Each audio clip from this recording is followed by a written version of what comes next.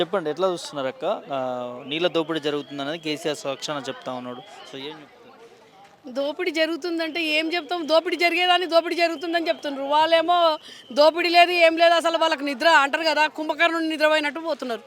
తెలంగాణని ఇక్కడ మొత్తం దోసుక తింటున్నా కానీ రేవంత్ రెడ్డి చేతిలో పెట్టేసిండ్రు. రేవంత్ రెడ్డి చంద్రబాబు నాయుడు చేతిలో పెట్టేసి కథం ఇక నోరు మూసుకొని కూర్చున్నారు. అసలు ఒక మన రాష్ట్రం నుంచి నీళ్లు పోతున్నాయి అంటే రాష్ట్ర ప్రభుత్వం ఎక్కడ వరకు ధర్నాలైనా ఎక్కడ వరకు ఢిల్లీ వరకు పోయినా ఏం పోయినా కానీ అది ఆపడానికి ప్రయత్నం చేయాలి. కానీ అది ఆపకుండా అంటారు కదా, అది ఉత్తమ్ కుమార్ రెడ్డి ఆడు ఏం మాట్లాడుతున్నా వానికి అర్థమవుతలేదు. ఏ మినిస్టర్ అయితే ఏం అడుగు ఎక్కడ పోతున్నాయి నీళ్ళు? నీ ఇంట్లోకించి పక్క మన ఇంట్లో 2 బిందెల నీళ్ళు ఉంటాయి తమ్మి. ఓ బిందె నీళ్ళు ఎత్తుకొని పోతే మనం నా వారం రోజులు 10 రోజులు ఏం తాగుతాం? మళ్ళీ నల్ల రాదని తెలుసు. మళ్ళీ వీడు ఏ మినిస్టర్ అయితే ఏమున్నది ఆడ నీళ్ళు పోతున్నాయి అని తెలియదా?